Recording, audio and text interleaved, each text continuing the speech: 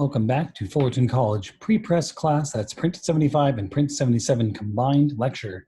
This is Professor Ben Hewitt, and today we're looking at the PIA's pre-press training manual, section 2.2, color specification. Specifying color is very important in printing and reproduction of graphics because color is such a subjective experience that we have, and it's very difficult to communicate to other people exactly what it is we're looking for. So it's quite important to pick up as much of the agreed upon common language as you can of how we describe these things so someone else can work with you on creating what it is you or a client is attempting to do.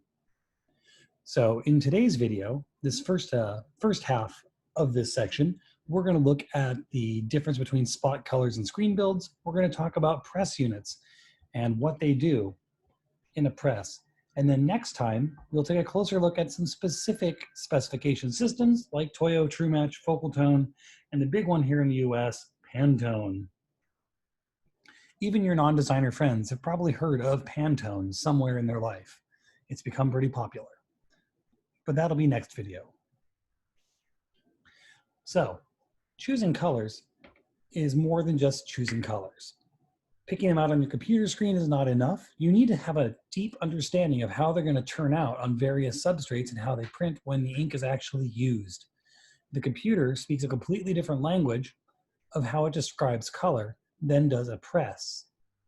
The additive color models of using RGB light to directly activate parts of your eyes and the sensors and receptors that make you sensitive to color is different than putting pigment down on paper that removes some of a full spectrum of light that reflects off of it. They are in fact inverse from each other and have a difficult time meeting in the middle for an agreed upon common color. Which is to say, just because it looks one way on your computer does not mean it's going to turn out that way when you actually go to press. Color specification is how we designate the particular colors we want to use and understand the properties they're going to have on paper.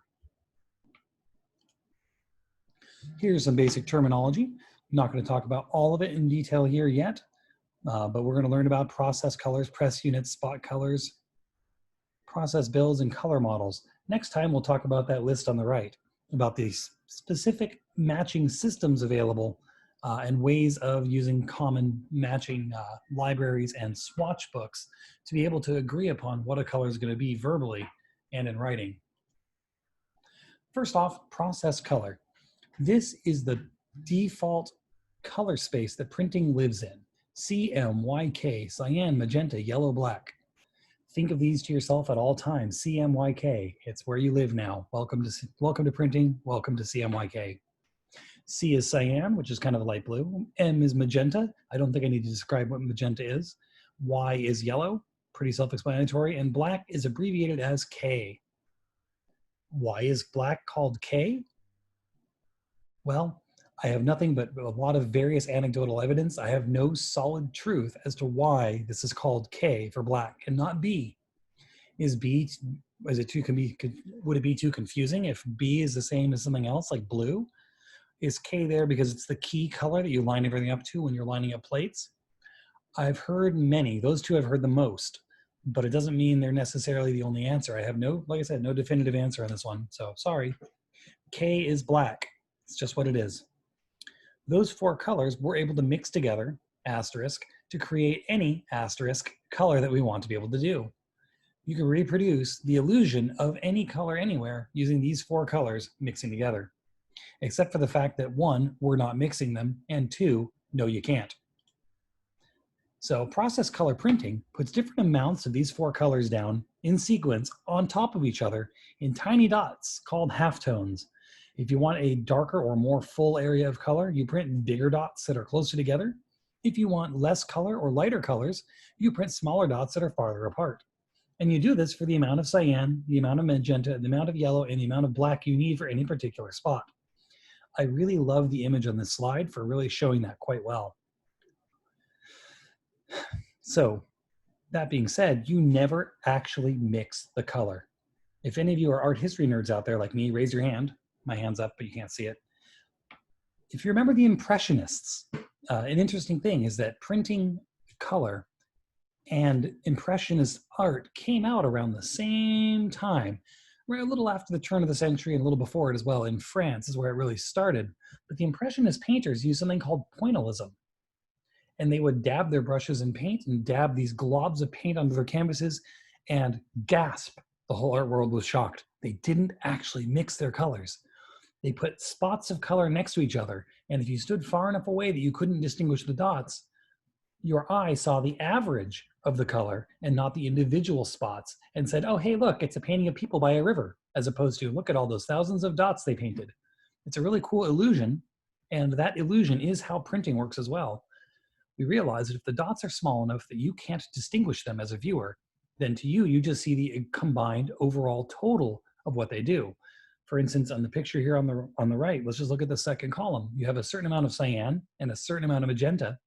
And when it gets dark enough, or if you blur your eyes a little bit or step away from your computer, it'll start to look like a deep indigo blue or kind of a purple, depending on the levels of how much is there on each dot. And you stop seeing them as individual dots.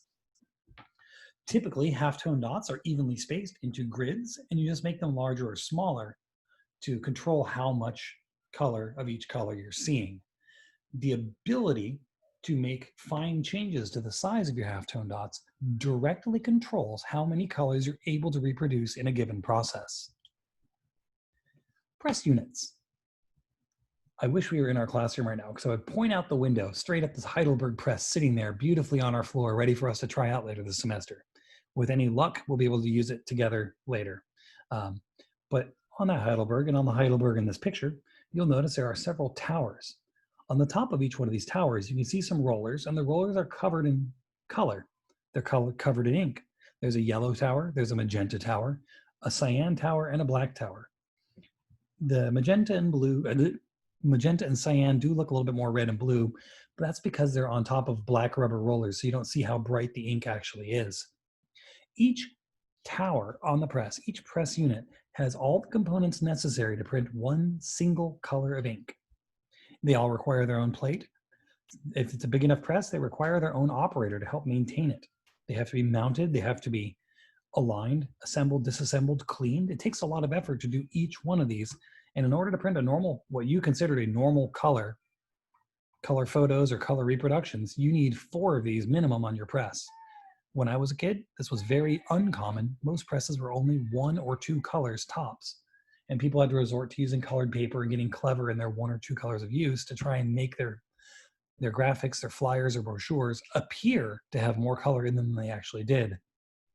Now everything's done 4 color all the time, and that's just the expectation of most clients. They expect full color photography to be able to be reproduced. And that takes 1, 2, 3, 4 towers for the 4 primaries of printing. Mouse. There we go. Now, spot color is an interesting thing, and this is one of the issues that comes up a lot in printing and in dealing with clients who don't understand what a spot color is.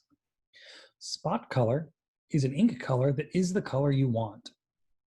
It's an extra ink beyond CMYK. It's a 5th, 6th, 7th, 8th, etc. tower on your press. Spot color means if you want that particular color blue, you are mixing up that color blue ink and printing it by itself. You're not printing halftone dots of cyan and magenta to try and build it. No, you're scooping with a knife a glob of blue ink out of a bucket, putting it on rollers that prints exactly the color that it is. That is spot color. Spot color costs more than process color because it's an extra special ink that has to be mixed. It's extra people working on a job. It's a bigger press with more units that has to be done, or an extra run with additional registration issues. So here are the reasons you'd use spot color. The first one is the one I kind of danced around earlier. If you're printing on a 1 or 2 color press, spot color helps you not just do the black and white look, which, though effective in communicating information, let's face it, is kind of boring to read. For corporate identity colors, that's one of the main reasons you do this. Think sports teams, they all have their own specific colors. I can anger you guys because I'm from a different area of SoCal than you are and say, think about Dodger blue. That's right, you Angels fans, I said Dodger blue. And it's a color that's very hard to print and has to be done by spot. The other color, the red one that you all know of, because they've done such a good job marketing themselves, is Coca-Cola red. In fact, I'm pretty sure you all just imagined that color red in your heads while I said it, because it is so common and so familiar. And it's worth them to spend the extra money to print with a specific color because now everyone in pretty much the entire planet Earth who's connected to the greater civilization and not living by themselves somewhere in isolation knows what color red Coca-Cola Red is. And that is brand identity, let me tell you. And the other reason you might do this is a combination of those two, where you might be trying to print a color that cannot be reproduced with CMYK. Later on, we'll talk more about the idea of gamuts and color spaces and how they overlap and how they don't. And some of you have come from my color management class. We spent a whole semester talking about just that problem. Spot color exists so you can print things like bright blues, bright greens, very light pastel colors that you're trying to hit accurately. Purples are near impossible. And anything metallic or fluorescent, those are all colors that are impossible to print without a spot color, without an extra ink printed on its own print tower. Spot colors are also called line colors in packaging. They're very common there, especially because it's expensive to print on huge printers. So a lot of times they would use just a single spot color or two on a huge cardboard box. You might have seen this growing up on like bicycle boxes being sold at toy stores that no longer exist, like Toys R Us, where they print on the box in just blue ink, white box, blue ink, picture of a bicycle. And that's their packaging print. Spot specifications are controlled by the people who manufacture the colors. There are a lot of companies in the world that do these and make specific spot colors available, and they sell proprietary inks and proprietary ink libraries and proprietary swatch books so that you can choose from a pre-selected amount of colors what it is you're trying to use. The most popular one in the US, and possibly the world, although that's very American-centric to say, is Pantone. Pantone is huge. They were the first one to do it.